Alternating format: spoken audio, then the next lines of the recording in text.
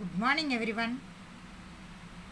Now we are going to enter into the new lesson in 9th standard Animal Kingdom, 17th lesson in biology. See, many organisms are present around us. Each and every organism are not same. All are differing from one another. Variation may be the external appearance or internal appearance or behavior, etc. The study of various organisms would be difficult without forming a group. So, to study various organisms would be difficult without a suitable method of classification. What is meant by classification? You might have heard the word classification in your lower classes.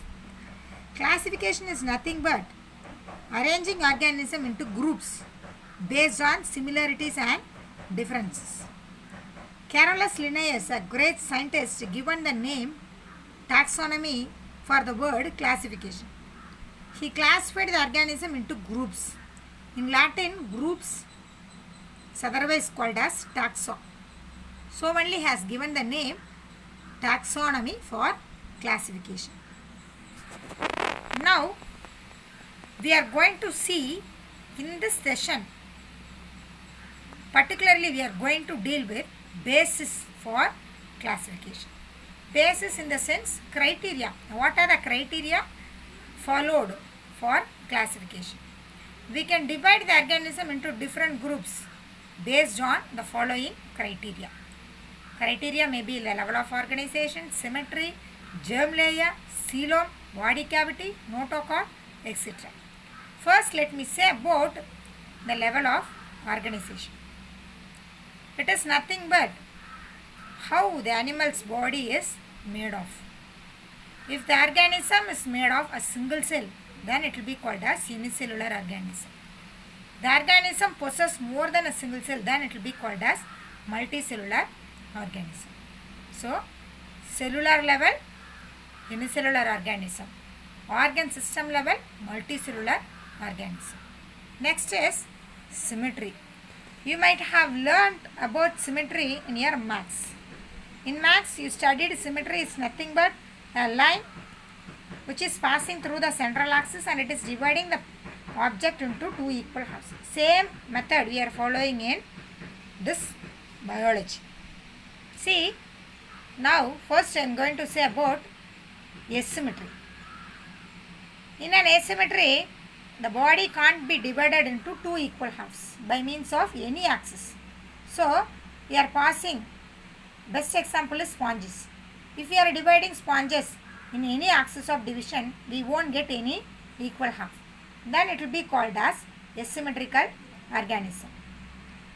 If the body can able to divide into two equal halves, then it will be called as symmetrical organism. That symmetrical organism also divided into two. One is radially symmetrical, bilaterally symmetrical.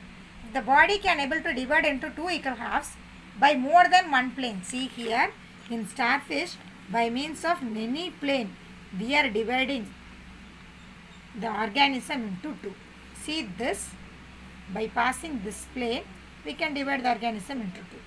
By passing this plane, we can divide the organism into two. So, by means of any plane, we can divide the organism into two equal halves. This type of symmetry was called as radially symmetrical organism.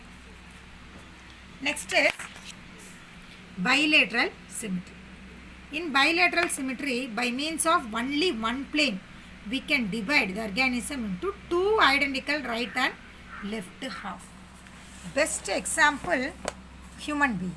So, human being can able to divide into two equal halves by means of only one plane. So, based on symmetry, we can divide the organism into three: radially symmetrical, bilaterally symmetrical, asymmetrical organism. Next is we are going to see about coelom. Coelom is nothing but a fluid-filled body cavity.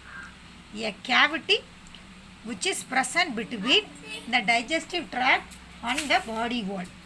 So, the cavity which is present between the digestive tract and the body wall. Acoelomates means here the cavity is absent. This is the ectoderm, this is the endoderm, and between the two there will be a presence of mesoderm. So mesoderm does not have fluid filled cavity, instead it possesses cells. This type of coelom was called as acoelom. The organism which possesses this type of coelom was called as acoelomates. Next is pseudocoelomate. Pseudo means false. So the coelom is present but partially present. See here, ectoderm, this is the endoderm, this is the mesoderm. Instead of fully present, partially the cells are present, partially the fluid is present. This type of coelom was called as pseudocoelomates. Next is eucoelomates. It has true coelom. See here, ectoderm, endoderm, between that there will be a fluid filled cavity. So there are three types of coelom: acoelomates, pseudocoelomates, eucoelomates. Wherever you are finding the word eu, it means true. Wherever you are finding the word pseudo, it means false. A means absence. Next is germ layer. Already I said germ layer is nothing but during embryogenesis the layer will form. So based on this criteria we can divide the organism into two: diploblastic, triploblastic. Di means two, ectoderm and endoderm alone present. Triploblastic, tri means three, ectoderm, mesoderm and endoderm. If the organism possesses only two layers, then it will be called as diploblastic animal. If the organism possesses three layers, then it will be called as triploblastic animal. See this here, in diploblastic only two layers are present, whereas in triploblastic three layers are present. Next is notochord. Notochord is nothing but a backbone. The organism possesses backbone, then it will be called as chordate. The organism doesn't contain backbone, then it will be called as non-chordates. It is otherwise called as vertebrates and invertebrates. Now I am going to sum up the classification. See, these are the criteria which is followed for the basis of classification: level of organization, notochord, symmetry, coelom, germ layer. First I am saying about level of organization. Level of organization is nothing but if the organism body is made up of single cell, then it will be called as unicellular organism. If the body possesses more than a single cell, then it will be called as multicellular organism. Then the symmetry. Symmetry is nothing but a line which is passing through a animal's body and it is dividing or not. If the line is passing through the central axis and it is not dividing means, then it will be called as a symmetrical organism. By more than many line are passing through the central axis and it is giving only equal half, then it will be called as radially symmetrical. Only one plane can able to divide the organism into two means bilaterally symmetrical organism. Next is coelom.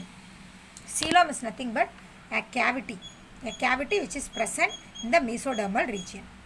Acoelomates, wherever you are finding the word A, absent. Coelom is absent. So coelom is absent, instead it possesses cells. Pseudocoelomates. Pseudo means false. Coelom is present but it is false. Eucoelomate. Eu means true, it possesses true coelom. If the organism possesses true coelom, then it will be called as eucoelomate. Germ layer. During the formation of embryo, the animal body possesses germ layers. If the germ layers are 2 in number, then it will be called as diploplastic. The germ layers are 3, then it will be called as triploplastic. Next is notochord. If the organism possesses only backbone, chordate, it is otherwise called as vertebrate. If the organism doesn't contain notochord, that is the backbone, it is called as non-chordate or invertebrate. So these are the things we are going to discuss in this class. This is the assignment for you. Go through the slide and take a note of this question. Thank you. Have a great day.